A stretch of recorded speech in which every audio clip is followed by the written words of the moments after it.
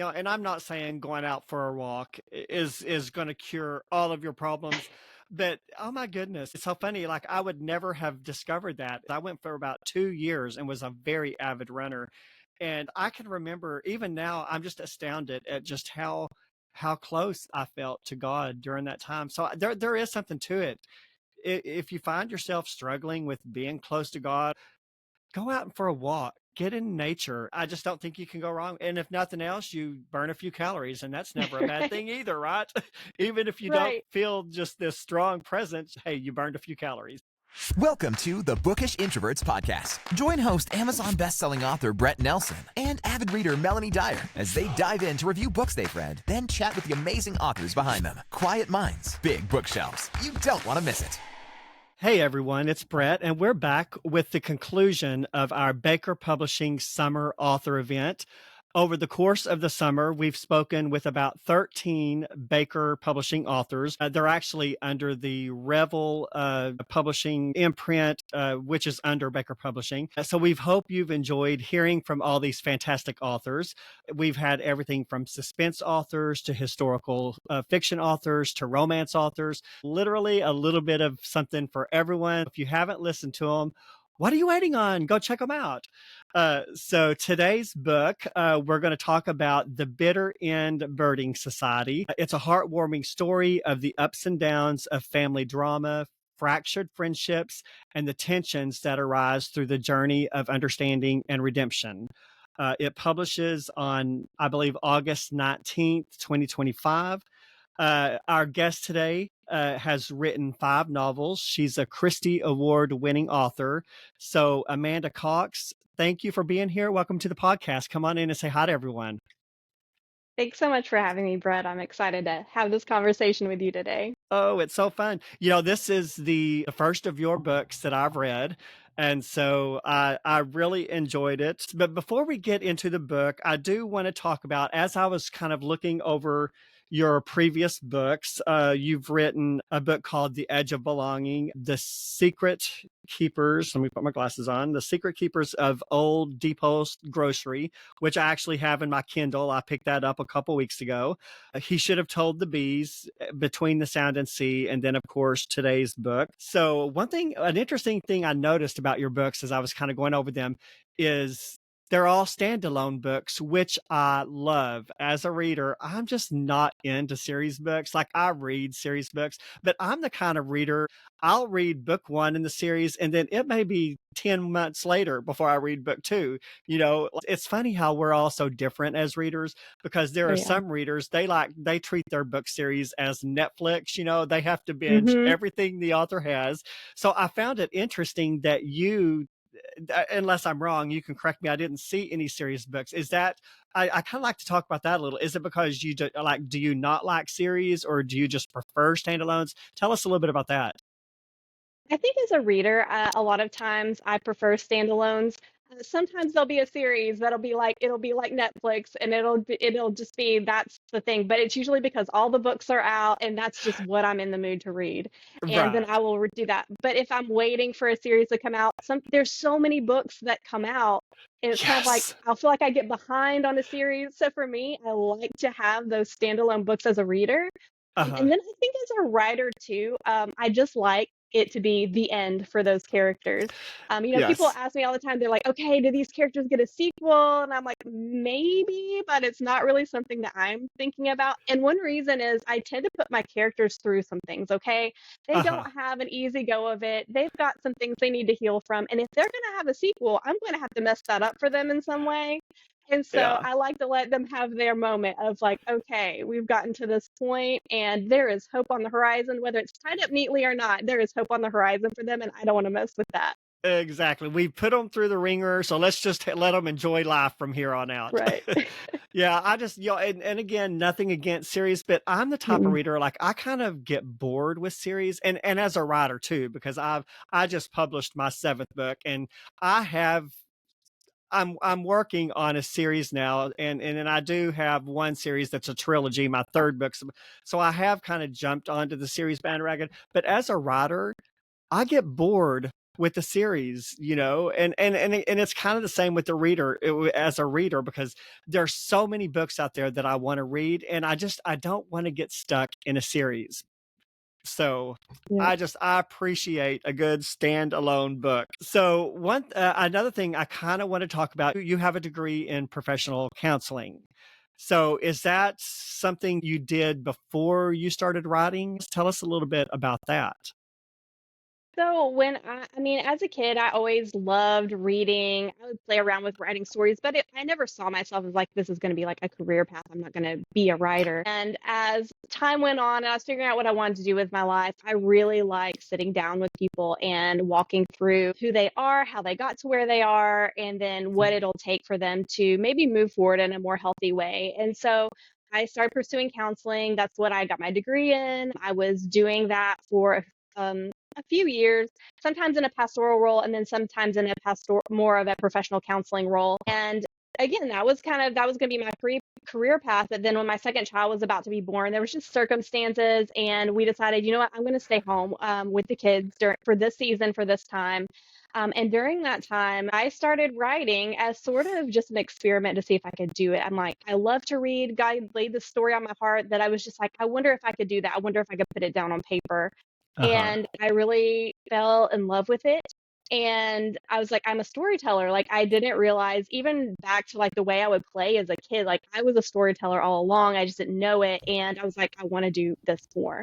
And so Yeah. that's kind of how the writing kind of transferred from counseling to writing. And in a lot of ways, when I'm writing these characters, I think about them like I would a counseling client. I'm Yeah. looking at their background, which is why a lot of times in the stories I write, you're going to see the past woven into the present, Uh-huh. and an examination of how the things that happened in the past impact the present. So Yes. that's kind of like my counseling background kind of finds its way into stories. And I think it's really cool because I never saw my counseling degree as preparation for being a writer. But I feel like when I look back, I'm like, okay, God, you knew this whole story all along, and I was just kind Yes. of living it step by step.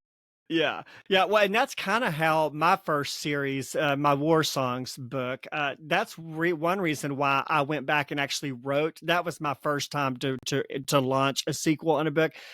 And it was because I had a character in there that was kind of a salty type character. And I wanted to kind of delve into why he was the way he was. I think there's just something so interesting about, finding out why people are the way they are. And so I know you must really be interested in that, considering you have a background in counseling. So, Oh yeah, so absolutely. you also mentioned being a pastor. Are you a pastor?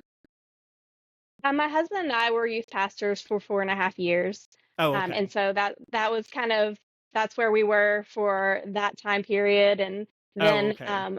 my life kind of transferred more to the professional counseling side of things. And then since then, I've done some different. We work with a nonprofit that ministers to college age students. So I've done some mentor type relationships with some of the young women that are in that program, and so. Um, some of those skills I've learned through counseling gets exercised in a variety of fun ways. So Oh, okay. So you're not doing that like professionally, like setting up office somewhere, and like, is that chapter right. closed, do you think? It's probably closed for now. I homeschool my kids, and so Oh, okay. homeschool mom and writer are kind of like Oh, that's my day job kind of thing. And so it's not necessarily a door closed forever, but for a season for sure. yeah, yeah. Well, tell us about your road to publishing, because that can be a very discouraging, very you have to be patient. And when so tell us a little bit about that. When did the biting bug hit? Was it in 2019? Was that when you finally decided, okay, now's the time? So, I like to tell everybody I got my first publishing rejection when I was 9. I wrote Oh, and okay. illustrated a children's book when I was 9, and my parents Love being that. very supportive, they tried to help me get it published, and Uh-huh. I got a publishing rejection at 9, which is kind of funny to tell people. So the So you rejection got a starts crash early, course early in life. right? And so growing up, like I said, it wasn't necessarily something it was an ongoing pursuit or anything, but I was always a writer. I process a lot of emotions. If I didn't understand life or how to handle things in the world, I would do it through writing. My parents have Uh, letters that I wrote them because I wanted to talk to them about something and I didn't know how to like sit down and have the conversation. So I would write them a letter and they still have them, which I'm sure if I saw them, they would be so embarrassing. But yeah, your first one's always a little bit embarrassing. I would oh, for imagine for sure. most people. Yeah. Oh yeah. So that, but again, it was on the back burner for a while, and then it was probably 2013. I started writing that one story, and I wrote it slowly. It took me a lot of years. I had no idea how to write a novel. I didn't go to school in creative writing or anything like that. Yeah. So I used it as kind of like a training ground. It was teaching me how to write a novel. It let me analyze what are the important parts of the story, when do they need to happen in the course of the narrative. And so that was a slow process. And then tried to get that one published for a little while, but kind of knew that that wasn't going to be ever going to get picked up in the at least in its current form. I didn't know what genres were, and then there's a certain genre expectations when you're going the Uh-huh. traditional publishing route that something has to fit in. Yeah, I didn't they really want to know what understand you that are and what you're doing. and how to explain it. And it was an interesting little book. It was kind of hard to explain exactly what it was, but Yeah. it was special to me, and it was important for me on my writing journey for myself. And then Yeah. after that, in 2016, I started writing what became my debut novel. And so took some, obviously takes some time to get that written, and a couple years of rejection. Did all the normal things that you do if you're going the traditional route, where you go to the conferences, you go to the pitch appointments, you write the query Hmm. letters, and got a lot of rejections. They started to get nicer and nicer, and I would joke with my friends. I would be like, if these rejection letters were any nicer, they would be yeses. They're still no's. Yeah, And there still so knows. so my um, publishing journey had an interesting turn to it. I shelved this book. I was like, okay, I really believe in this story. I gut feeling, I feel like it's going to be on a bookshelf one day, Uh-huh. but maybe the timing's not right. So I'm like, I put it aside, started writing something else. And then on Twitter, they had for a while, I don't even know if it's not even Twitter anymore, but Hmm. they would have these pitch parties where you would write Yeah. what your book was in 150 characters, put some hashtags, and then agents and editors would look at them. And so I was like, I'll just do it for the fun of it. This book is done, it's polished. Why not see if I can boil my entire novel down into 150 Man, characters? that is a very difficult thing to like. To me, boiling your book down to a short book description, that's harder than writing the book. It's painful. It's a painful It process for is. sure. It As an is. author, all of it's important to you. Every little turn in the story is important to you. So, like, trying to pick out, okay, wait, like, what is the key point to someone else is Somebody interesting. that just wants the crux of the idea. Yeah. Yeah. And it's like, Yeah. okay, how do I do this? Yeah. But I did that. I put it out there, and that is where I met my acquisitions editor at Revell. And Wow. she was like, hey, let me see a few chapters, and that's in it. Then she's like, I want to see the full thing. And then went the process of pitching that to the house and everything. And so, yeah, that's not the normal traditional publishing story. Normally, you have an agent, and then the Yeah. agent is shopping it to the houses and all of those Yes. things. But mine came from a 150 character pitch on Twitter. So I like Wow. to tell writers, like, hold what you think your publishing journey is going to look like loosely. Write the best book that you can possibly write and have it ready to go, because you never know when there might be a door that opens that is unexpected. Yeah, yeah. You probably never dreamed in a million years that somebody would reach out to you because of that little tweet. So No, that's amazing. yeah, Now, absolutely did that on a whim. yeah, yeah. Well, and thank goodness you did, right? Right. Yeah. Like, now, was that through like I've never done any. I've heard of those pitch parties. Was that like, do publishing companies do that, or do agents do that? Who does those little Um, pitch party things? Do you know? really sure all of them. This particular one, it was called Faith Pitch. So it was specifically for books, whether it was children's or whatever type of book you were writing, or if it all the way through, like general fiction, like I write. Yeah. You would just put like what type of book it was in your hashtag, and you would put that faith pitch. And so agents and Okay. editors, they would know the event was happening, and they would search those hashtags. Okay. So And that was for the edge of belonging. yes. Okay, all right. Was your intention always to publish in Christian fiction, or was clean secular sort of ever on the table? was kind of open to either of those things. It was one of those things where, after I finished writing, I'm like, I really don't know anything about, okay, I didn't know anything about writing. Now I know nothing about publishing. And so I get to learn about that. And Yeah. so that was something that I was like, that's possible. I started getting kind of networking with Christian fiction writers through American Christian fiction writers. And I went to Yes, their I'm a part of that conference. group. Uh-huh. Yeah. And so that was kind of a way, like that. I learned a lot about publishing that in that way. And so I was like, okay, I'm going to try like houses. And like for me, I enjoy writing about faith and weaving that into my story, whether it's, Yes. more overt or it's more subtle. I like that part of writing a story. It's important to me. And so Yeah. writing Christian fiction was a good, comfortable fit. Yeah. I don't know if I'm not like a TikTok person, a social media person. Like I just like very short spurts of it. I'm not one of those doom scrollers that are just on there for 3 hours a day.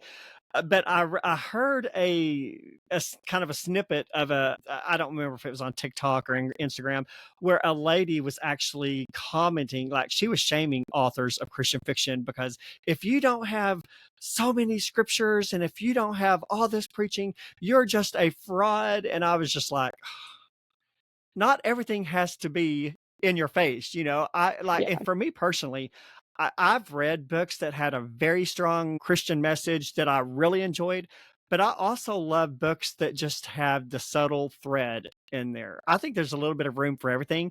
Where do you Oh, yeah. lie on that spectrum? As far as my stories and what I write, I let it kind of vary with the book. I'm never seeking to insert spiritual things into the story. It's more, what is this character story? Because if you meet people out in the world, there's such a wide range of their experience Yes, with God or how for they sure. experience God.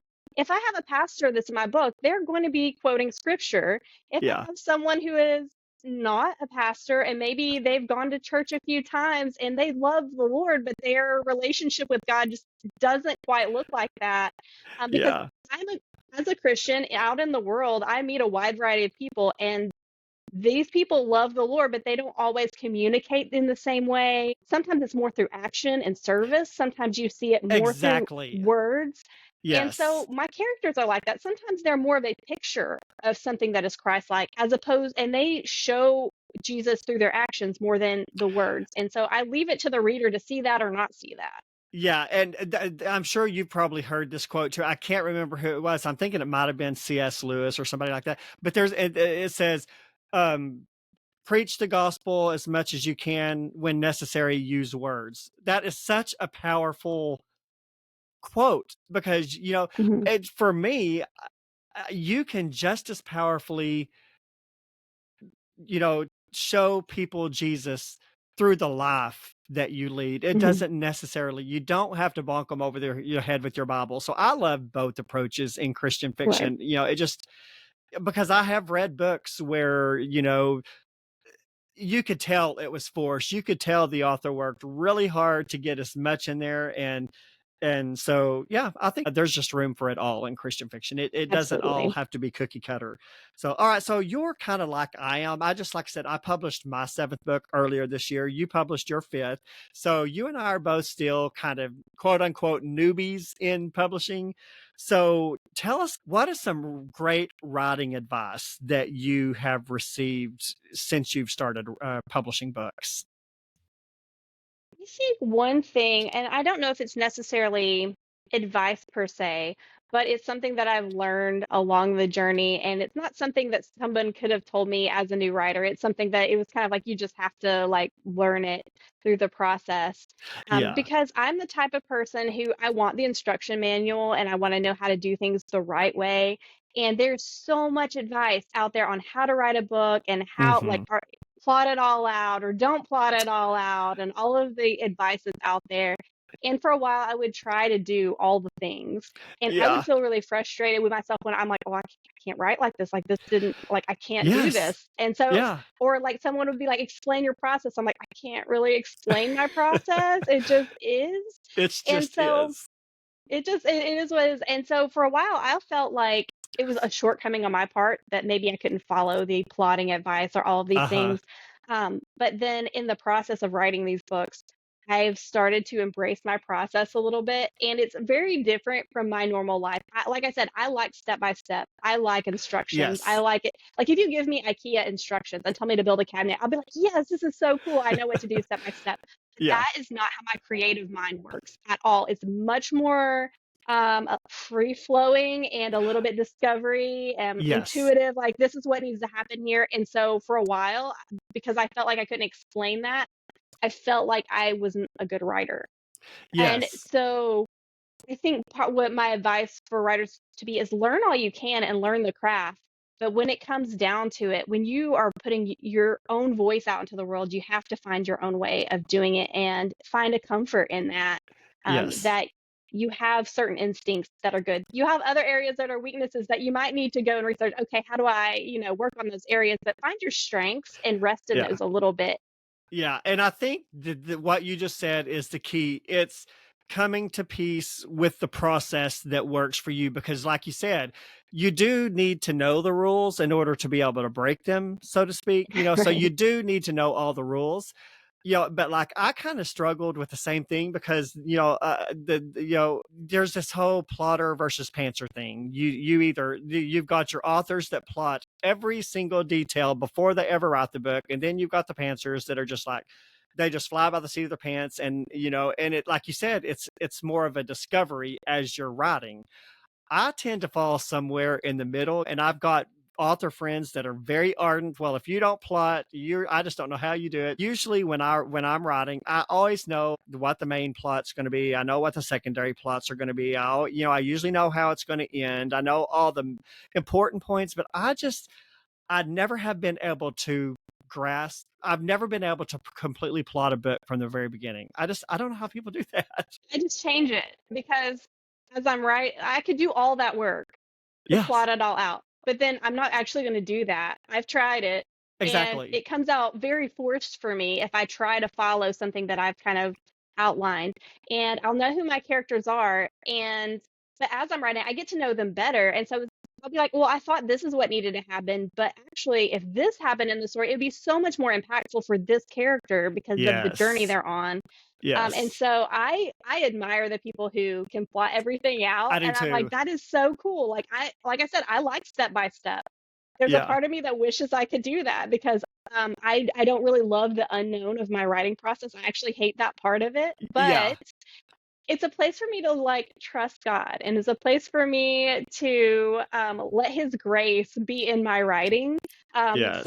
I think He has me the way I am for a reason. Absolutely. So I think what I'm hearing is you're kind of like I am. You're somewhere in the middle of plotting. Yeah. Yeah. Yeah. Yeah. And for the longest time, I thought there was something deficient about me as an author because I just couldn't quite plotting's just not a thing that works for me. And I finally got to the place where I was like, okay, my process works for me. And so that's just kind of and not to say that my process may not change, as I write more Right. and get more of a grasp on things. Probably processes change over time. I always enjoy hearing kind of other authors. I can't remember who it was.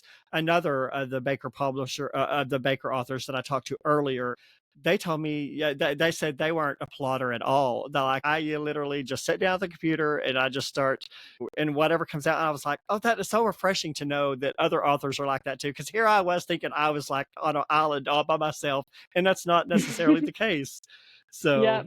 yeah, I love it. I love talking to authors and just finding out how everyone operates. So all right, so let's move into the book. Again, it's called The Bitter End Birding Society. It releases on is August 19th, is that right?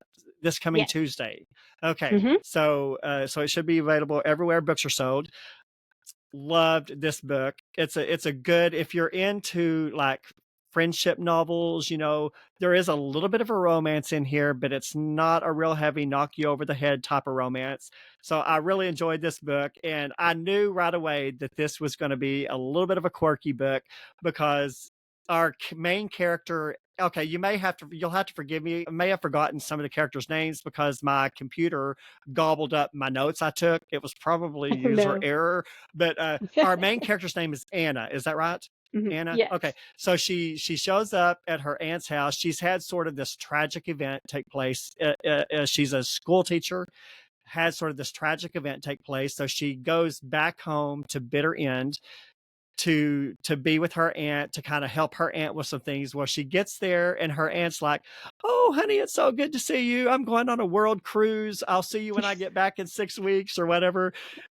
And I was like, okay, this is going to be one of those quirky, fun books. So take us into the book. Tell us all about it. So yeah, Anna has been through some rough circumstances, and because of the way that she handled it, everybody's like your hometown hero. And so for the entire school year, she's had her accomplishments kind of lauded by the community. And I don't know about you, but if you've ever been on the receiving end of a compliment that you feel like you don't deserve, that Yeah, can be just as uncomfortable as a criticism. it And so can. she's had a whole year full of this, and she's like, I need to go somewhere where nobody knows my name because at this point, everybody knows her name in her community because of what's happened. Yeah. And so, yeah, she goes to be anonymous for a little while, get to know her aunt a little bit because she just doesn't know that much about that part of her family. And it does not go to plan. And her summer is not what she had hoped for in Bitter End. There's always something quirky happening to her Yes. on this journey that she's not really loving. But she kind of gets adopted against her will by this group of bird watchers. And then along the way, she's trying to find some peace and some solace out in nature. And then she Hmm. realizes that one of the members of the birding society is a family member that is a part of Yes. a family tree, part of her family tree that was severed many, many years ago because of a feud of sorts that happened when a moonshiner's daughter fell in love with a preacher's son. Yes. And then there's these two women who have been estranged for 60 years, even though they live down the street from one another because of these instances. And Anna's like, I'm going to put this back together. Yes. And I loved it because one of Aunt, what was her aunt's name? Was it Viola? Not Viola. What was Cora. Cora? She's the one that went on the cruise and kind of okay, Yes. yeah, okay. So one of her last parting words to Anna was, "Stay away from." Was it Melanie? Marilyn. Marilyn, yes. Stay away from Marilyn. And of course, who is the very first person that shows up on the doorstep is Marilyn with a welcome gift of food. And of course, Anna has no idea what this is all about. So she's like, okay, should I throw this food away? Is this woman trying to kill me? So it just, It's like, yeah. yeah. It just, I loved just the unexpected quirky stuff that came up. So yeah, go on.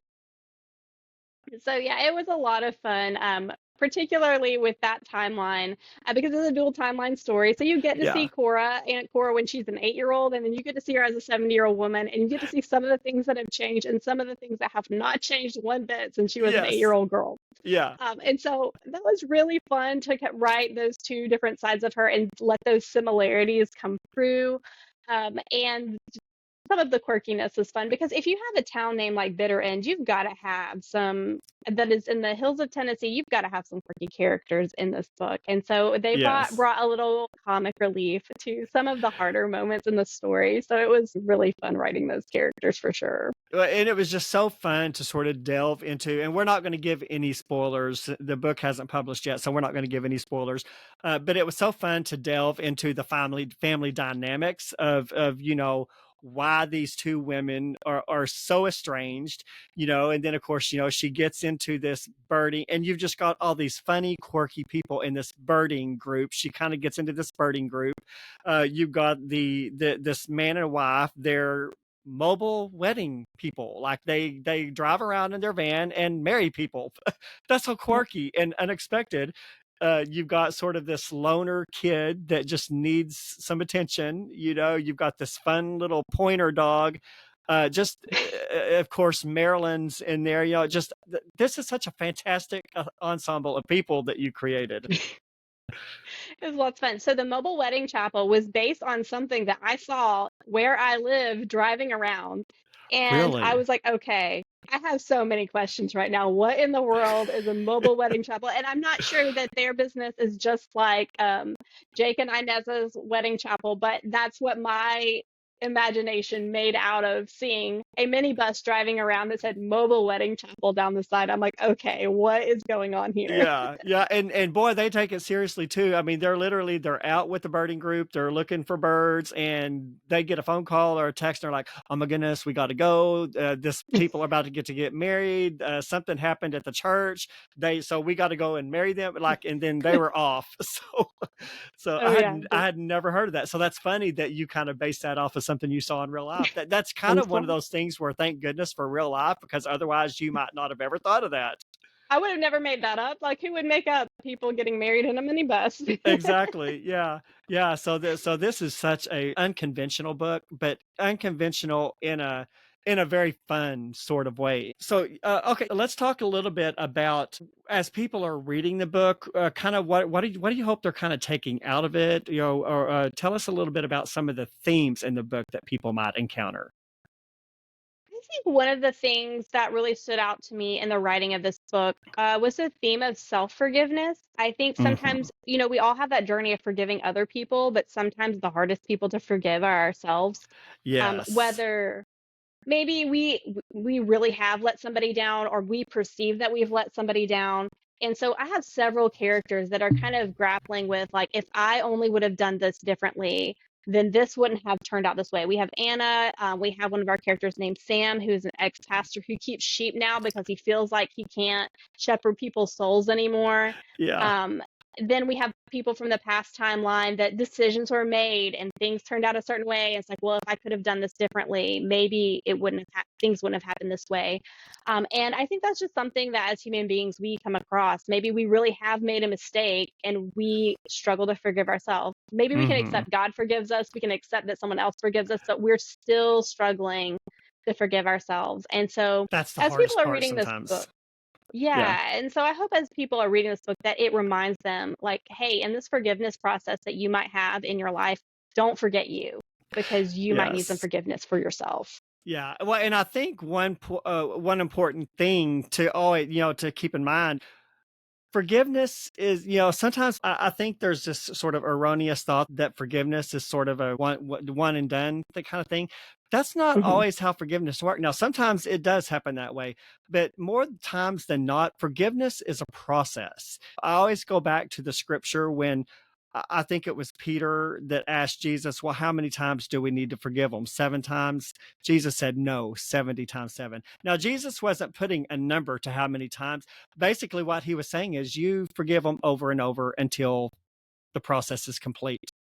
And so Right. don't beat up on yourself if you forgive this person and then tomorrow it creeps back up and you have to forgive them again and again, because that's just how forgiveness works a lot of times. It would be Yeah. nice if it was always one and done, but that's just unfortunately not always the case. Right. And I think that really goes hand in hand with the healing process too, because our healing most of the time does not come overnight. It's a process. And Yeah. as we forgiveness and healing are kind of working together. And if we're in a process of healing, sometimes there are elements that we have healed in the area and we are capable of, like, Yes. exercising that forgiveness. And then there's still some layers that are deeper that maybe we don't even identify yet. That, oh, okay, I Yes. thought this was healed, but actually something poked at that a little bit. And I just realized that this actually still needs more work. And so does my forgiveness needs some more work too. Like, Exactly. it can Yeah. take some time. And there's no shame in that at all. So, Mm-mm. and there is an arc in this book about some of these characters have to go through a healing process. So, without giving any spoilers, can you kind of tell us a little bit about what that sort of situation is? And so some of these characters, like I said, they have some things that, they've been through. They have some regrets. They have some pain that they're still carrying, because maybe there's been some things that they haven't let heal. They've just kind of stuffed it down and tried to move on with life the best that they could. Yeah, And some of their perceptions are might not be exactly accurate, and which is true of us as human beings. We have for our view sure. of how things happen, and Yeah, our perceptions aren't entirely accurate. They're real and valid, that that's how you feel about it, but they are not always accurate to actual events. yeah, And so these characters are struggling, and one vehicle for their healing comes through spending time out in nature. in God's creation. And I loved Yes. exploring that through the story because I myself feel so much peace when I step outside. And sometimes I forget that. Being a writer who's indoors a lot, doing Yeah. my work, I forget that, hey, go take a walk outside, breathe, Yes. hear the birds sing, because I feel like God gives us those things. He gives us his Yes. creation that he spoke into existence to be something that ministers to us. And Yes. so for these characters, some of their healing process comes through being outside and slowing down and being mindful of what's going on inside their heart and inside their mind and inside their body. Because we get so busy sometimes, we forget to slow down and be aware Yeah. of what's going on in our hearts and our minds and our souls. And so being outdoors in community together kind of is this vehicle for them to kind of become aware and let some of those places they've shut down kind of open up a little bit. And Yeah. so it was fun using the beauty of nature and God's creation to kind of be something to kind of lead them in the right direction. Using something as simple as a bird. Ever, like especially when the weather's nice, I'll open up a window and especially in the morning, and I love just hearing, hundreds of birds singing. And it's just, and that is sort of, I think it's in Romans 1 where it says he makes himself known to us through nature. And so back in the day, several years ago, I was an avid runner, not so much anymore because I'm getting old and lazy. No excuse, but back in the day when I ran, I was really shocked to find out I really did feel closer to God when I was out running the track, running the trail, and I don't understand it. I don't know why, other than God just he speaks to you when you're quiet, when there's no distractions around you. And so there is something to be said for getting outside of the house, getting out of the hustle and the bustle, and just getting into nature and communing with God in the nature that he created. Oh, for sure. Yeah. And I think too, particularly for those of us who are more introverted and who tend to kind of get in our own head a little bit, I Uh-huh. think when we move our body and it like helps us connect as a whole person, if that makes sense. Like sometimes we can almost like isolate parts of ourselves. We're like, oh, here's the spirit part of me. Here's like the physical part of me. Here's my Yes. emotions over here. And sometimes when we do something that pulls in all of those elements together, we're like, oh, I can hear God more clearly because I am Yeah. more fully like I don't know, Yeah. together. I don't know if that makes any sense at all. Yeah. But It makes kind total of, we're just like, sense. yeah, we're kind of all like when our hearts, minds, body, and our spirits are in alignment, I feel like our ears work a little better. Yeah, absolutely. Yeah. So it really is amazing. And I'm not saying going out for a walk is going to cure all of your problems, but oh my goodness, it's so funny. Like I would never have discovered that if I hadn't, because I went for about 2 years and was a very avid runner. And I can remember even now, I'm just astounded at just how close I felt to God during that time. So there is something to it. If you find yourself struggling with being close to God, go out for a walk, get in nature, and I just don't think you can go wrong. And if nothing else, you burn a few calories, and that's never a bad Right. thing either, right?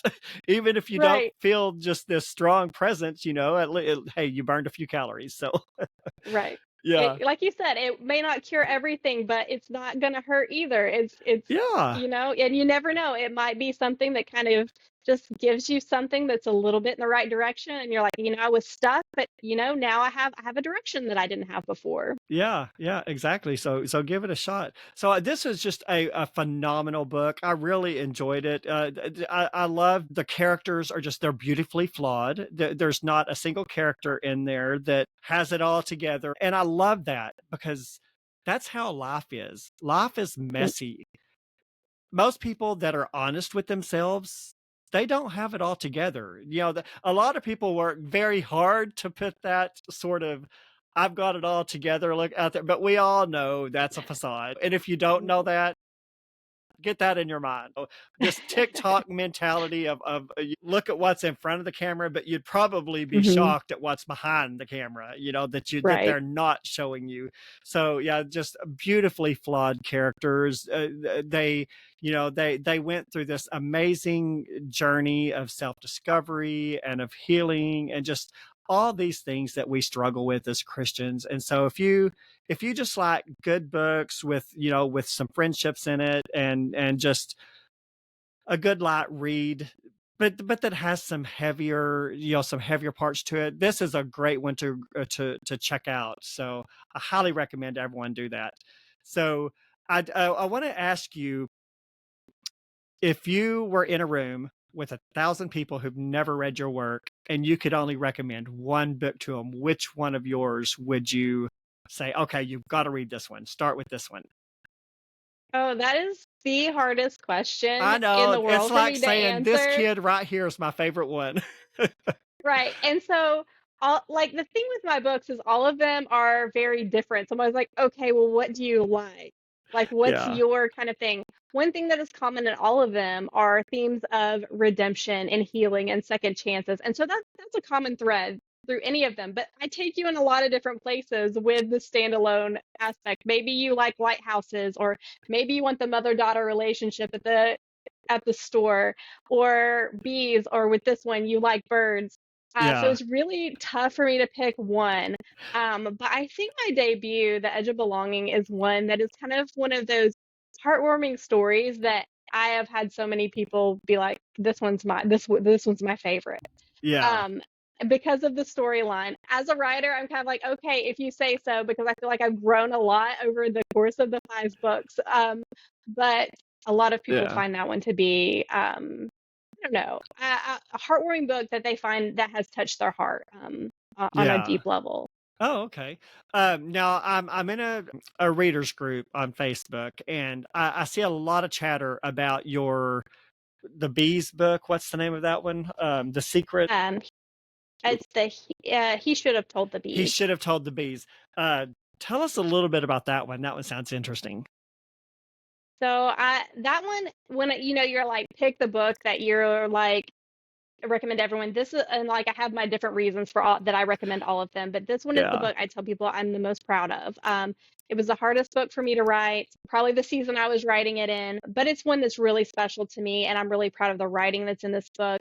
But it's about these two women who have been named on one man's trust. One knows exactly why she was named on the trust. It's her and her dad's bee farm. They've had it all these years. They've worked the hives together. But at his sudden passing, she finds out that someone else has been named on the trust, and it's this other young woman, and neither one of them have any idea why he's named her on the trust. Yeah. And so they have to decide together what to do with this bee farm. Do they keep it together or do they sell it? And for the original character, that's been her whole life, and she struggles with agoraphobia. Like, that farm is like not only her livelihood, but it's her only safe place. And the other young woman, she's had a completely unstable raising, and and now her mom's back in her life again, trying to get help. And she's like, well, and so it's putting a lot of strain on her financially. She's like, if I sold this I could finally have like all the stability that I've always wanted.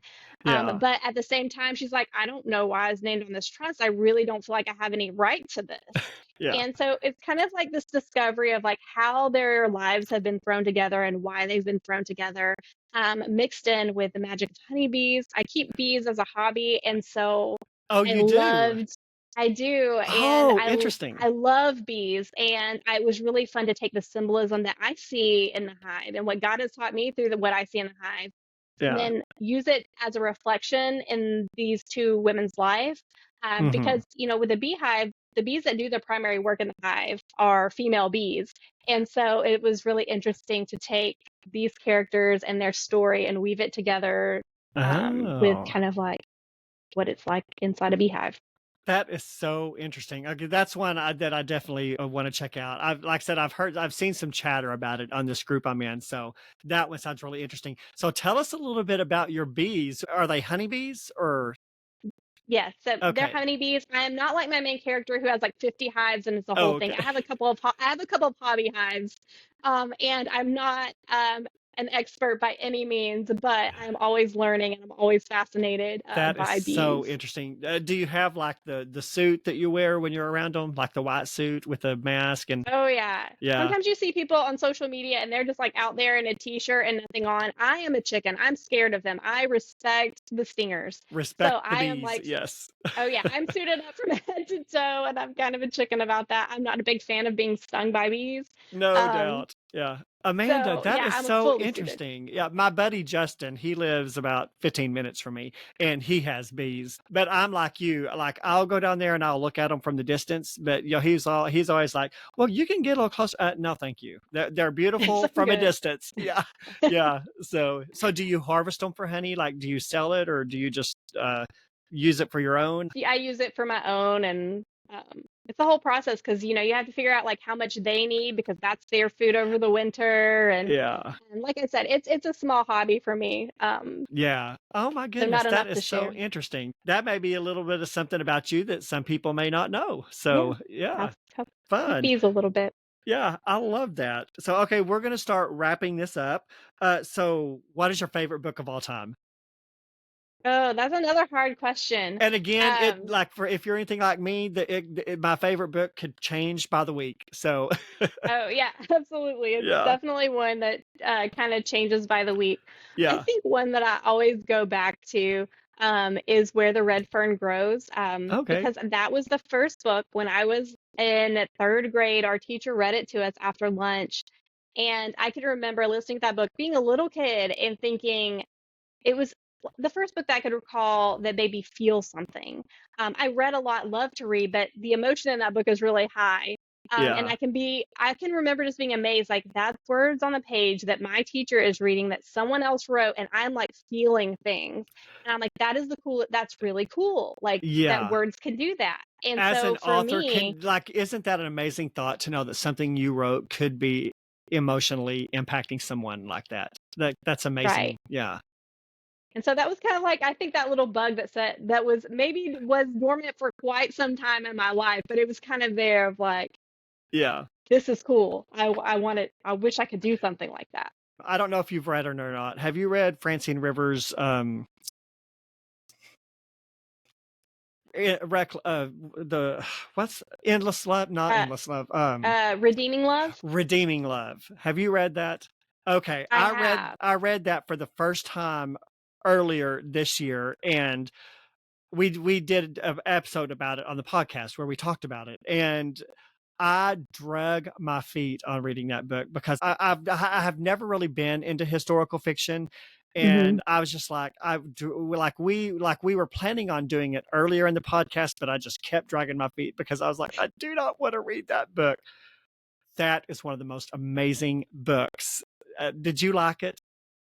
I did. I did. I think the way that she wove that story together is just very emotionally impactful that I think people can really relate to, whether you're the character who is like struggling to love in the situation or you're the character who's struggling to receive love. I think as Yes. human beings, like we can relate to what that painful struggle can be sometimes. I'm so thankful I read that book because it just I never expected, and as of now, that's kind of what I tell people my favorite book is. And it kind of grew me into like, okay, so I really like this book. So maybe I could read more historical fiction and so I kind of went from that and read my first Angela Hunt book. She was our very first author that we had on the podcast. Absolutely fell in love with her, the woman from Lydia that she wrote. And so I'm like, sometimes this is a very good moral lesson in life.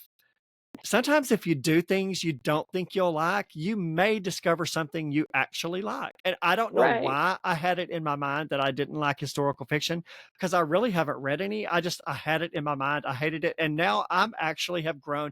I don't know that it'll ever be my go-to genre, but I had to have a healthy respect for historical fiction. I've Mhm. enjoyed the few I've read. So, okay. So if you could talk to one person living or dead, who would it be? Oh man. I think I would hang out with C.S. Lewis and he would say a bunch of stuff that I didn't understand, but I would be like, okay, this is important. Yeah. And I'll go figure out what this means later because he might be talking over my head right now. Yeah. But Yeah. I feel like he would have some really cool things to say that would just blow my mind. Yeah. Oh, for sure. Yeah. And again, I read my very first book by him because I'm not a big on classic fiction either. Read Hmm. my first book of his, Narnia, earlier in the podcast. So yeah, he would be a good one to talk to and just see what The he way was all his about. mind works, the way he thinks, I just think I'm Yeah. just like, Yeah. you're a smart person. I want to hang out with you. Yeah. And I feel like he probably had a very deep mind. So Yes. yeah, absolutely. So all right. So tell reader or listeners where they can find you online if they want to check you out. So you can find me at amandacoxwrites.com, and that's kind of where you'll see all my books, what they're about, a little bit about me. There's a newsletter there, so if you sign up for the newsletter, you get a free short story. And my newsletter people are the ones who get like if there's a new cover reveal or the title coming out, they get all the first stuff. Okay. But the other place I hang out a lot is Facebook and Instagram. And if you search Amanda Cox Writes, you'll find me. All right. So go check her out. Uh, we are Bookish Introverts podcast. We're pretty much everywhere. We even have a presence on the deplorable TikTok. Bookish Introverts podcast. We're on Instagram. We're on Facebook. I have an author page on Facebook, Brett Nelson Author. So come and check Amanda and I out. The podcast is on all podcast platforms, iHeartRadio, Spotify, Audible. So pretty much everywhere you can listen to podcasts, we're there. We're also on YouTube under Bookish Introverts Pod. It's under my author name, Brett Nelson. But if you just go to the search engine and type Bookish Introverts Podcast, you'll find all of our episodes. So Amanda, thank you for coming on. It has been so fun to talk to you and just get to know a little bit more about your books. Before we go, can you tell us a little bit about something that you're working on next? So I have a new book coming out next summer. Okay. And it's about this young woman who has never had happy family memories of her own. In fact, she ran away from her hometown when she was 18 years, actually, pretty much the minute she turned 18. And so, what she's chosen to do with her life is to restore other people's heirlooms and to hear their Oh. lovely family stories and kind of live vicariously through them. So, she has this repair shop where she's kind of um, collected some expert restoration people in their own fields of restoration. And her particular expertise is in timepieces. And Mm. so she's been pretty content in this world, and it gets a little bit interrupted when this package shows up on her doorstep, and the name on the package is her name that she left behind 18 years ago. And inside are contents that are kind of trying to get her to find out who this heirloom actually belongs to. But she's not really wanting to do anything about that and tries to ignore it for a little while. And then an old friend from her hometown that she has a sort of uncomfortable relationship with is back in her life, and she realizes she actually needs this person in order to solve this whole thing. And so she's on this journey. She's kind of been sequestered in her little shop, and before she knows it, she's flying across an ocean with someone she's not even sure she should trust in the first place to try to solve Oh. this mystery. Oh It was my a lot of fun word. to write this book. That sounds amazing. So it's got maybe a little bit of a suspense to it. So that's right up my alley. All right. Yeah, that's Well, fun. again, thank you for coming on. Listeners, we will talk to you in the next episode. Everyone take care. Bye-bye. Thanks for joining us on the Bookish Introverts podcast, where together we explore the worlds within the pages. Until next time, stay bookish.